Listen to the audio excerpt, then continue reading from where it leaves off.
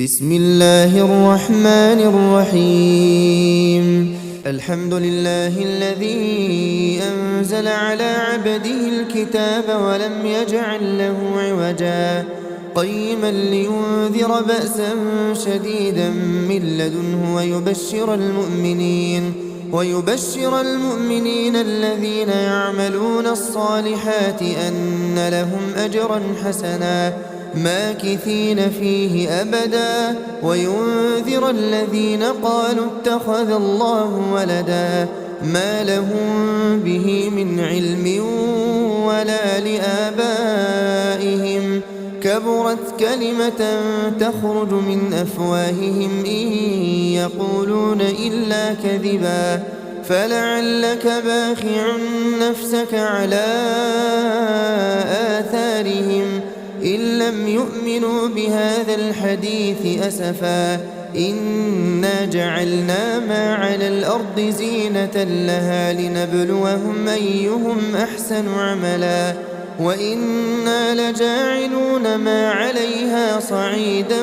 جرزا أم حسبت أن أصحاب الكهف والرقيم كانوا من آياتنا عجبا إذ أوى الفتية إلى الكهف فقالوا ربنا آتنا من لدنك رحمة وهيئ لنا من أمرنا رشدا فضربنا على آذانهم في الكهف سنين عددا ثم بعثناهم لنعلم أي الحزبين أحصى لما لبثوا أمدا نحن نقص عليك نبأهم بالحق إنهم فتية آمنوا بربهم وزدناهم هدى وربطنا على قلوبهم إذ قاموا فقالوا ربنا رب السماوات والأرض لن ندعو من دونه إلها لقد قلنا إذا شططا هؤلاء قومنا اتخذوا من دونه آلهة لولا يأتون عليهم بسلطان بين فمن أظلم ممن افترى على الله كذبا وإذ اعتزلتموهم وما يعبدون إلا الله فأووا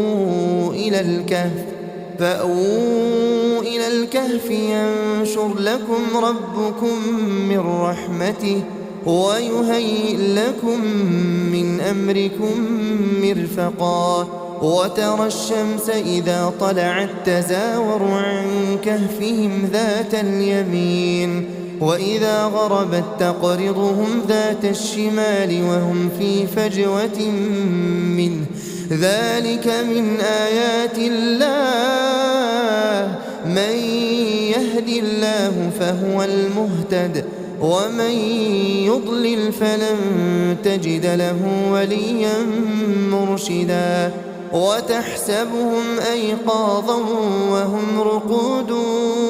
ونقلبهم ذات اليمين وذات الشمال وكلبهم باسط ذراعيه بالوصيد لو اطلعت عليهم لوليت منهم فرارا ولملئت منهم رعبا وكذلك بعثناهم ليتساءلوا بينهم قال قائل منهم كم لبثتم قالوا لبثنا يوما أو بعض يوم قالوا ربكم أعلم بما لبثتم فابعثوا أحدكم بورقكم هذه إلى المدينة فلينظر أيها أزكى طعاما فليأتكم برزق منه وليتلطف ولا يشعرن بكم أحدا إنهم إن يظهروا عليكم يرجموكم أو يعيدوكم في ملتهم ولن تفلحوا إذا أبدا وكذلك أعثرنا عليهم ليعلموا أن وعد الله حق وأن الساعة لا ريب فيها إذ يتنازعون بينهم أمرهم فقالوا ابنوا عليهم بنيانا ربهم أعلم بهم قال الذين غلبوا على أمرهم لنتخذن عليهم مسجدا سيقولون ثلاثة رابعهم كلبهم ويقولون خمسة سادسهم كلبهم رجما بالغيب ويقولون سبعة وثامنهم كلبهم قل ربي أعلم بعدتهم ما يعلمهم إلا قليل فلا تمار فيهم إلا مراء ظاهرا ولا تستفت فيهم منهم أحدا ولا تقولن لشيء إني فاعل ذلك غدا إلا أن يشاء الله واذكر ربك إذا نسيت وقل عسى أن يهديني ربي لأقرب من هذا رشدا ولبثوا في كهفهم 300 سنين وازدادوا 9 قل الله أعلم بما لبثوا له غيب السماوات والأرض أبصر به وأسمع ما لهم من دونه من ولي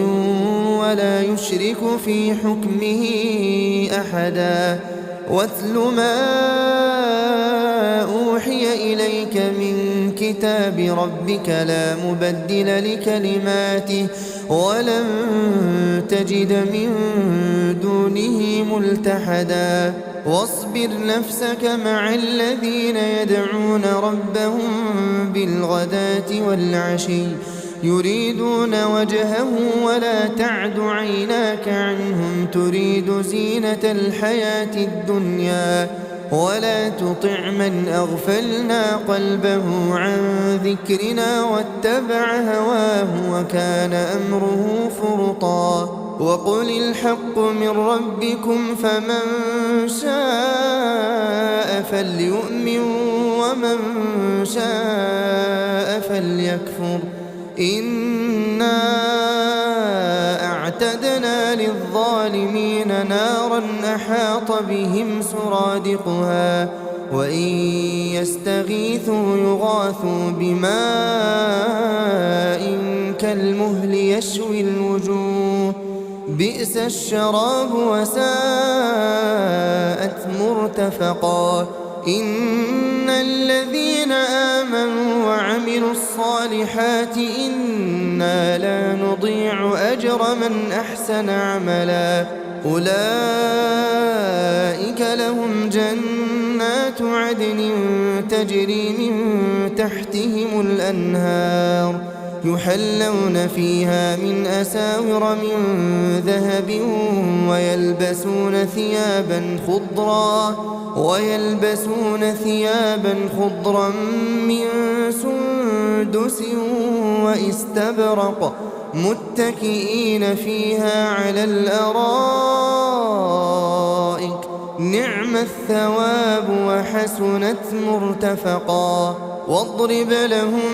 مثل الرجلين جعلنا لأحدهما جنتين من أعناب وحففناهما بنخل وجعلنا بينهما زرعا كلتا الجنتين آتت أكلها ولم تظلم منه شيئا وفجرنا خلالهما نهرا وكان له ثمر فقال لصاحبه وهو يحاوره أنا أكثر منك مالا وأعز نفرا ودخل جنته وهو ظالم لنفسه قال ما أظن أن تبيد هذه أبدا وما أظن الساعة قائمة ولئن رددت إلى ربي لأجدن خيرا منها منقلبا قال له صاحبه وهو يحاوره أكفرت بالذي خلقك من تراب ثم من نطفة ثم سواك رجلا لكن هو الله ربي ولا أشرك بربي أحدا ولولا إذ دخلت جنتك قلت ما شاء الله لا قوة إلا بالله إن ترني أنا أقل منك مالا وولدا فعسى ربي أن يؤتيني خيرا من جنتك ويرسل عليها حسبانا من السماء فتصبح صعيدا زلقا أو يصبح ماؤها غورا فلن تستطيع له طلبا وأحيط بثمره فأصبح يقلب كفيه على ما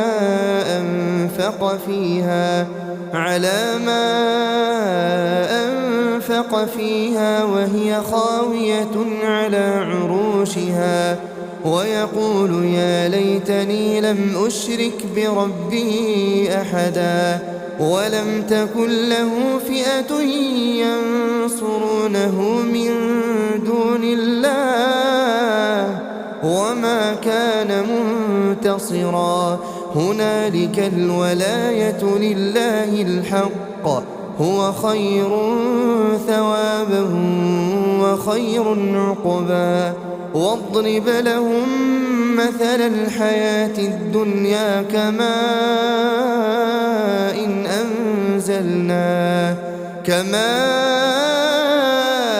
إن أنزلناه من السماء فاختلط به نبات الأرض فأصبح هشيما تذروه الرياح وكان الله على كل شيء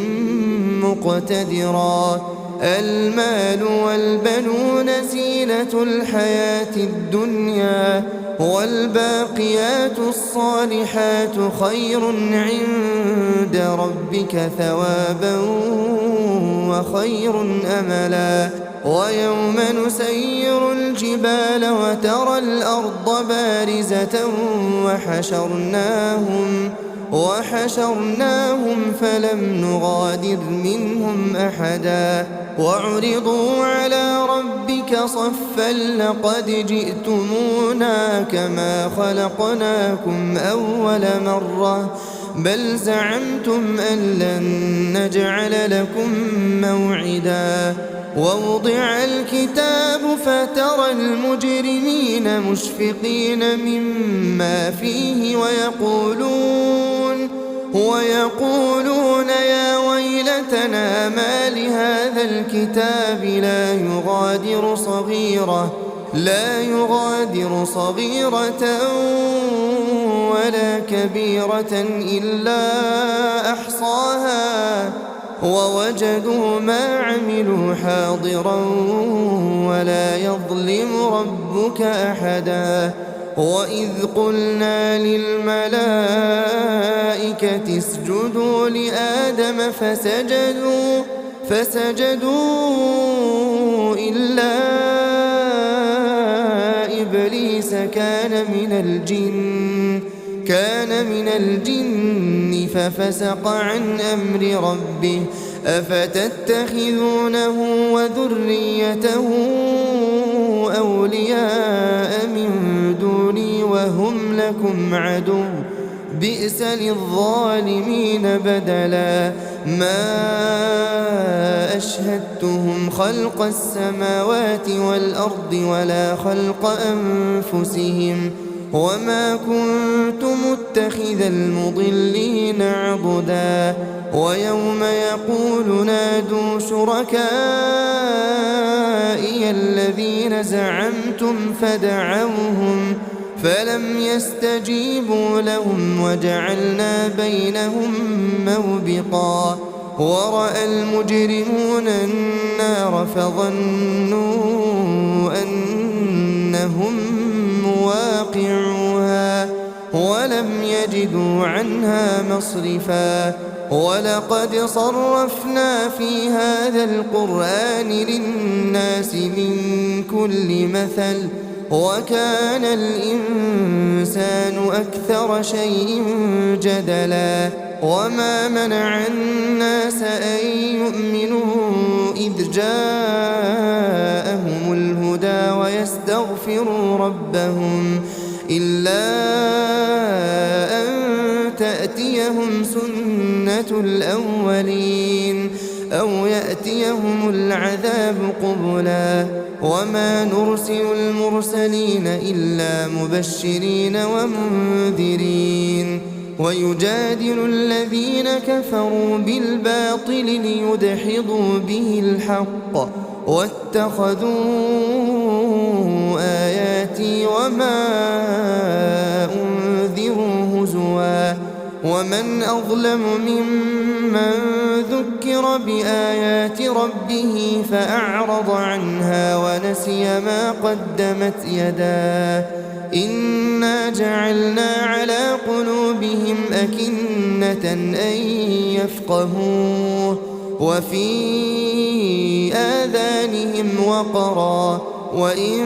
تدعهم إلى الهدى فلن يهتدوا إذا أبدا وربك الغفور ذو الرحمة لو يؤاخذهم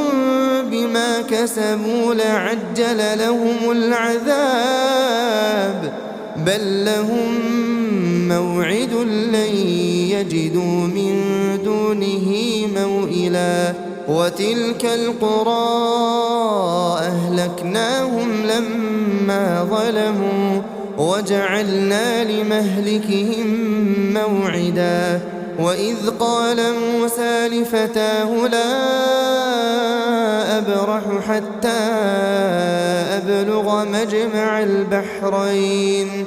حتى أبلغ مجمع البحرين أو أمضي حقبا فلما بلغا مجمع بينهما نسيا حوتهما فاتخذ سبيله في البحر سربا فلما جاوزا قال لفتاه آتنا غداءنا لقد لقينا من سفرنا هذا نصبا قال أرأيت إذ أوينا إلى الصخرة فإني نسيت الحوت وما أنسانيه إلا الشيطان أن أذكره واتخذ سبيله في البحر عجبا قال ذلك ما كنا نبغي فارتدا على آثارهما قصصا فوجدا عبدا من عبادنا آتيناه رحمة من عندنا وعلمناه من لدنا علما قال له موسى هل أتبعك على أن تعلمني مما علمت رشدا قال إنك لن تستطيع معي صبرا وكيف تصبر على ما لم تحط به خبرا قال ستجدني إن شاء الله صابرا إن شاء الله صابرا ولا أعصي لك أمرا. قال فإن اتبعتني فلا تسألني عن شيء حتى أحدث لك منه ذكرا. فانطلقا حتى إذا ركبا في السفينة خرقها قال أخرقتها لتغرق أهلها لقد جئت شيئا إمرا. قال ألم أقل إنك لن تستطيع معي صبرا. قال لا تؤاخذني بما نسيت ولا ترهقني من أمري عسرا. فانطلقا حتى إذا لقيا غلاما فقتله. قال أقتلت نفسا زكية بغير نفس لقد جئت شيئا نكرا. قال ألم أقل لك إنك لن تستطيع معي صبرا. قال إن سألتك عن شيء بعدها فلا تصاحبني قد بلغت من لدني عذرا. فانطلقا حتى إذا أتيا أهل قرية استطعما أهلها فأبوا أن يضيفوهما فوجدا فيها جدارا يريد أن ينقض فأقامه. قال لو شئت لاتخذت عليه أجرا. قال هذا فراق بيني وبينك سأنبئك بتأويل ما لم تستطع عليه صبرا. أما السفينة فكانت لمساكين يعملون في البحر فأردت أن أعيبها وكان وراءهم ملك يأخذ كل سفينة غصبا. وأما الغلام فكان أبواه مؤمنين فخشينا أن يرهقهما طغيانا وكفرا. فأردنا أن يبدلهما ربهما خيرا منه زكاة وأقرب رحما. وأما الجدار فكان لغلامين يتيمين في المدينة وكان تحته كنز لهما وكان أبوهما صالحا فأراد ربك أن يبلغا أشدهما ويستخرجا كنزهما رحمة من ربك وما فعلته عن أمري ذلك تأويل ما لم تسطع عليه صبرا. ويسألونك عن ذي القرنين قل سأتلو عليكم منه ذكرا. إنا مكنا له في الأرض وآتيناه من كل شيء سببا فأتبع سببا حتى إذا بلغ مغرب الشمس وجدها تغرب في عين حمئة ووجد عندها قوما. قلنا يا ذا القرنين إما أن تعذب وإما أن تتخذ فيهم حسنا. قال أما من ظلم فسوف نعذبه ثم يرد إلى ربه فيعذبه عذابا نكرا. وأما من آمن وعمل صالحا فله جزاء الحسنى وسنقول له من أمرنا يسرا. ثم أتبع سببا حتى إذا بلغ مطلع الشمس وجدها تطلع على قوم لم نجعل لهم من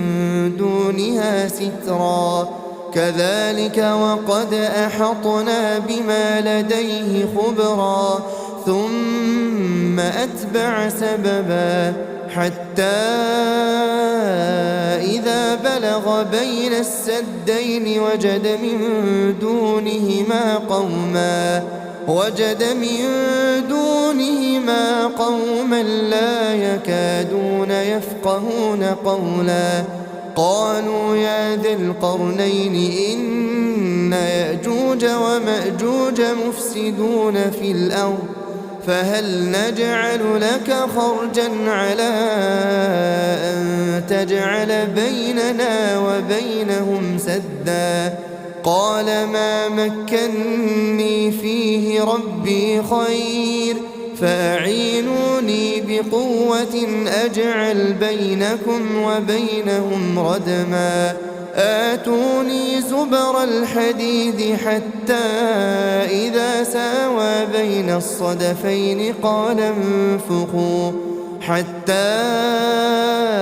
إذا جعله نارا قال آتوني أفرغ عليه قطرا فما استطاعوا أن يظهروه وما استطاعوا له نقبا قال هذا رحمة من ربي فإذا جاء وعد ربي جعله دكاء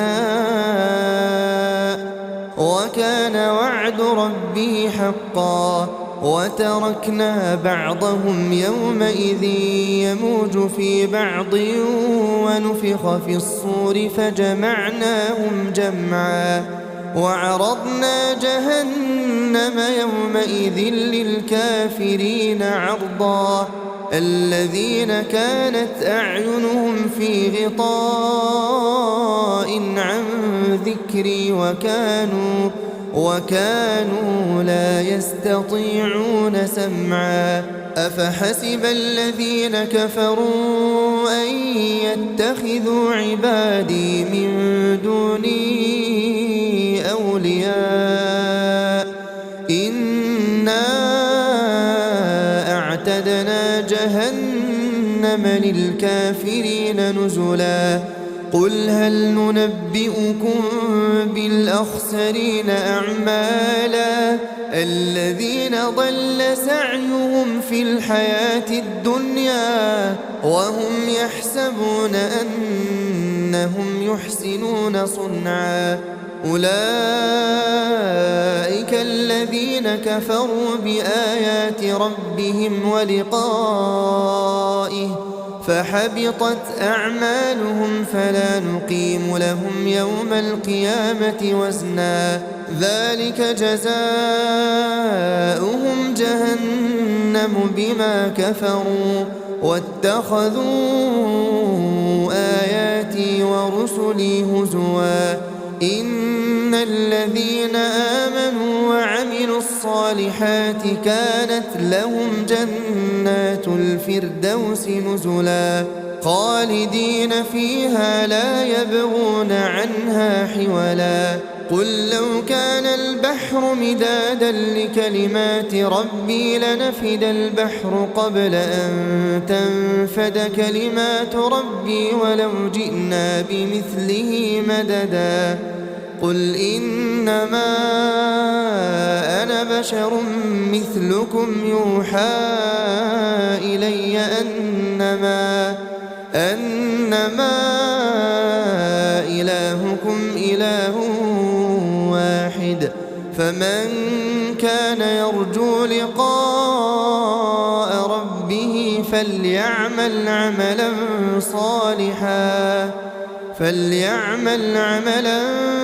صالحا ولا يشرك بعبادة ربه أحدا.